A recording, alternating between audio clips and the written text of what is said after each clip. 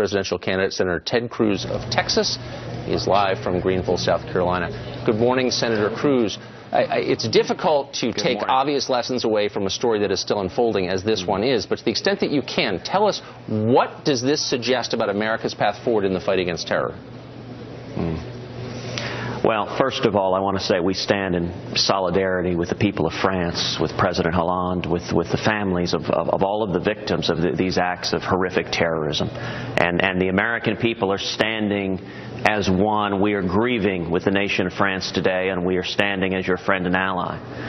But secondly, these attacks underscore that we are facing an enemy who is fierce, who is relentless, who is at war with us, even if our own president doesn't understand that it is at war with us, and who will not stop until it is defeated. That enemy is radical Islamic terrorism.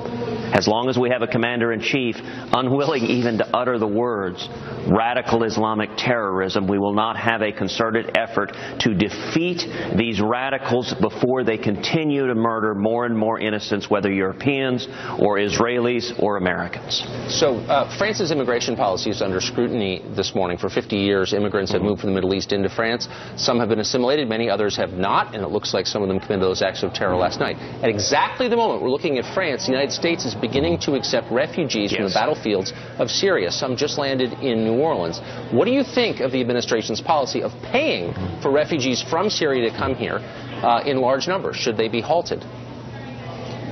You know, President Obama and Hillary Clinton's idea that we should bring tens of thousands of Syrian Muslim refugees to America is nothing less than lunacy. If you look at the early waves of refugees that have flooded into Europe, one estimate was that 77% of those refugees were young men. That's a very odd demographic for a refugee wave. The Director of National Intelligence here in America has said of those refugees in Europe, it is clear that a significant number of them may well be ISIS terrorists. It makes no sense whatsoever for us to be bringing in refugees who our intelligence cannot determine if they are terrorists here to kill us or not. Those who are fleeing persecution should be resettled in the Middle East and majority Muslim countries. Now, on the other hand, Christians who are being targeted for genocide, for persecution, Christians who are being beheaded or crucified, we should be providing safe haven to them. But President Obama refuses to do that, and all of this is a consequence of being unwilling to acknowledge, you know, the president of the administration to say this is violent extremism. It is not random, unconnected violent extremism. It is a particular form, radical Islamism, that takes the view that anyone that doesn't embrace their radical Islamic view must be murdered or forcibly converted. That's what we're seeing happening in Paris. That's what we're seeing happening in Israel. And I'm sorry to tell you, this will be coming to America. ISIS plans to bring these acts of terror to America. It's one of the reasons Congress needs to pass immediately the Expatriate Terrorist Act, legislation I've introduced that says that any American that travels abroad, that joins ISIS, that takes up arms and wages jihad against America, they immediately forfeit their citizenship, because we shouldn't be letting people use U.S. citizens and U.S. passports to come back to America and to wage jihad and murder innocent Americans, just like we saw these terrorists do yesterday in Paris. Senator Cruz, we have a couple of more questions for you. We have to take a quick break. If you'd be good enough to stay with us, we'll be back with you in South Carolina. Sure, happy to. In just a moment. We are back once again with presidential candidate Senator Ted Cruz. Senator, as you well know, Barack Obama won the presidency in part by recognizing that Americans were tired of war. If you do succeed in winning the office, does it mean application of military force toward ISIS? It means that we will have a commander-in-chief who takes seriously defeating radical Islamic terrorism. I recognize that Barack Obama does not wish to defend this country, that he may have been tired of war, but our enemies are not tired of killing us, and they're getting stronger. Every region on earth has gotten worse under the Obama-Clinton foreign policy. Now, that doesn't mean we should be sending our sons and daughters to invade foreign countries and stay there forever and engage in nation building, trying to turn Iraq into Switzerland. That's not what our object should be. But we need a commander-in-chief who says we will defeat radical Islamic terrorism. Let me tell you what that would look like.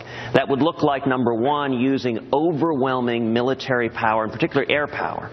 You know, in the first Persian Gulf War, we had roughly 1,100 air attacks a day.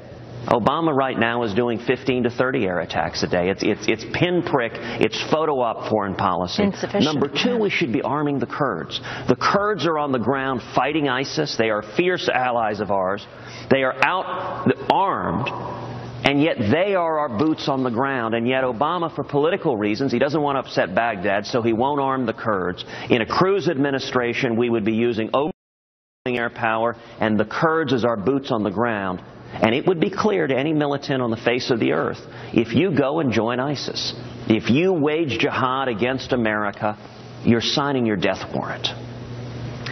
Senator Cruz, if it were to become President Cruz, what would you do differently in terms of the number of troops committed to the ground? The president saying that he will commit 50 troops. Also juxtaposed to this, he is wanting to and intending to close Gitmo. You know, both of those are mistakes. Let's start with the latter. Closing Gitmo, if he does that, these are hardened terrorists. As we're releasing people from Guantanamo, a substantial percentage of them are returning to wage war against us. I understand that President Obama and Hillary Clinton are ideologues, and they don't recognize that enemies of America want to kill us. You look at the Bo Bergdahl trade, where we traded senior terrorist leaders for someone who is right now being tried for effectively deserting his troops. That makes no sense. And then, with regard to sending 50 troops, there's no reason to be putting our sons and daughters in harm's way without a military plan to keep them safe and to win. What's missing, listen, our brave soldiers and sailors and airmen and Marines, they're risking their lives for us. But they have a commander-in-chief who has no strategy. He will not even utter the words radical Islamic terrorism, and he's not setting out to defeat them. And I have to say, the last major terrorist attack we saw in Paris, you know, it was heartbreaking when you had every world leader just about marching, standing in solidarity with France. Nowhere to be found was President Obama. Nowhere to be found was Hillary Clinton. Nowhere to be found was John Kerry.